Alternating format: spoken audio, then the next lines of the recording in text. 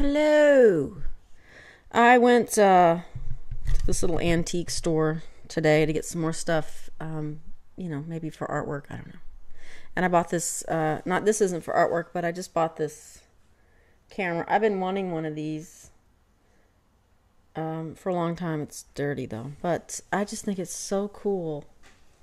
I collect some cameras, and so just adding to my collection. It didn't cost very much at all, so it's $30. That's not too bad. I've seen them more expensive, so I don't know if it works. It probably doesn't. Not that that even matters.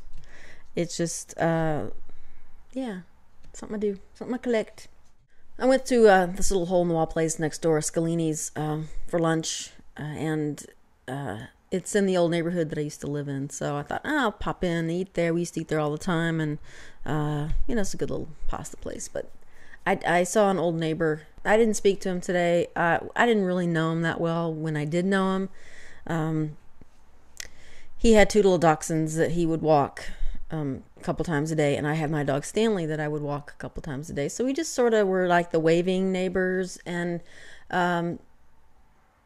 he was just always out there walking his dogs. And it's funny how you see somebody for months on end, and you just kind of wave from across the street or whatever. And one day we spoke, which we only spoke a few times, but I don't know, his voice totally did not match his body at all. He he wasn't a very big guy, but he was always smoking a cigarette when he was out walking the dogs, and he always kind of was, kind of gruff looking. And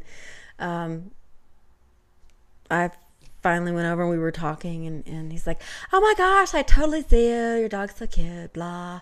Lady across the street, and talked about her, and just talk like this. And I was like, not that there's anything wrong with talking like that. It's just I totally didn't expect it from this guy who was very, very, masculine and butch looking and everything. For him to just start talking like that, it was a little unsettling, because like I said, I'd seen him for months, and it just was not what I imagined.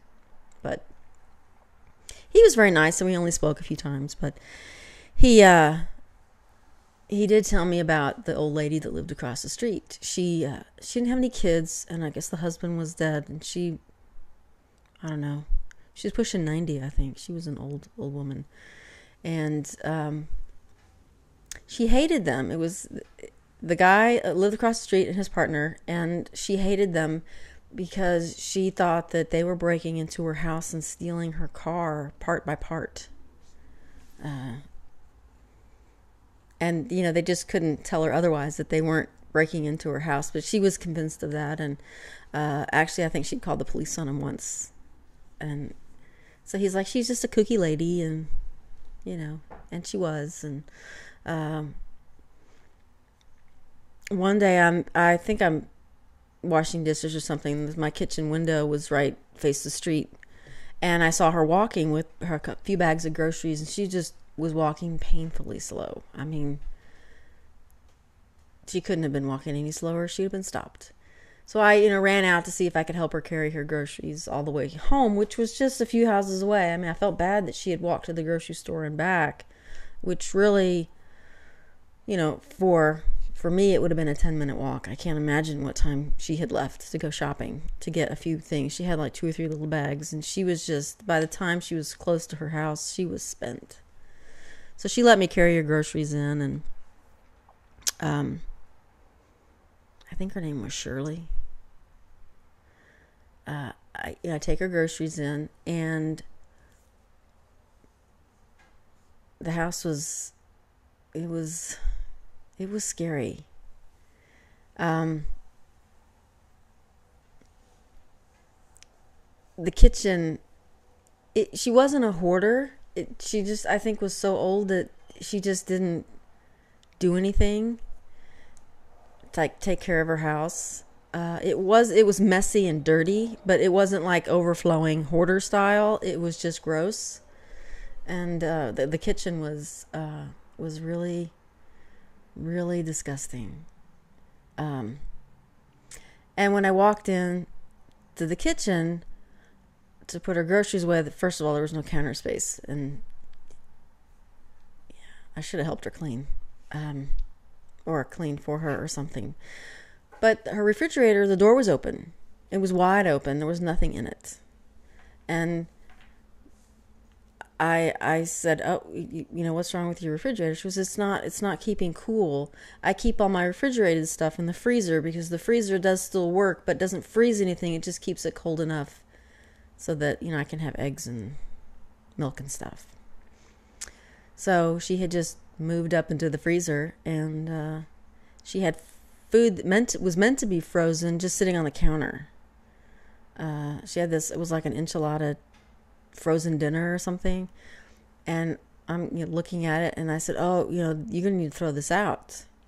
And she said, what? I said, you're gonna have to throw this out. It should have been in the freezer, and it's probably not good anymore. I mean, it was room temperature. So she's like, oh my gosh, I didn't know, and you probably saved my life, and I could have died. And I'm like, well, I don't know about that, but you might have been sick. Although at 90 something, it could have been awful. But yeah, so I went through and threw out some other food that she shouldn't have been eating, and got her squared away. And then I just a few times after that, I took her to the grocery store, because it's, like I said, it wasn't a long walk, but for a woman of her age to be walking and then walking back, first of all, she had to cross a very busy street to get to the grocery store. And I was a little nervous Nelly for this lady, but man, she was a slow shopper. Yeah, painfully slow. But yeah, she seemed to like me just fine, I guess, and I was not breaking in her house and stealing anything, so she liked me. And then one day the fire department was there, so I ran over to see if everything was okay, and she said she'd called the fire department because her gas wasn't working, and it was cold. This was winter, so I ran back home and I got a heater. Because she had no gas heat, and I asked the one of the firefighters there, what was going on, and he said, well, she's kind of out of it, so the gas company shut off her gas. And he said they actually took her the whole meter. I mean, there was nothing out in the alley. They capped it off, and there was never going to be gas there again, as far as I knew. So she had no gas, which meant no heat, no hot water. And I don't know how she cooked. I didn't notice what her stove was. Not that she probably cooked anymore, but... So I gave her my heater, and then, I don't know, a few weeks later, somebody moved her out. So I guess they determined that she couldn't really live by herself anymore, which I felt bad. But, you get up there, and it was a 2-story house. She couldn't take care of herself. I'm sure she never went upstairs anymore. Yeah, and then the kitchen was icky. My guess is the fire department, when they were there assessing the house, and the fact that she had no heat, probably called Adult Protective Services. And yeah. So anyway, just seeing that guy at lunch today kind of brought all that back, and it's funny the things you remember. All right, well, that's all I got today. I'll talk to you later.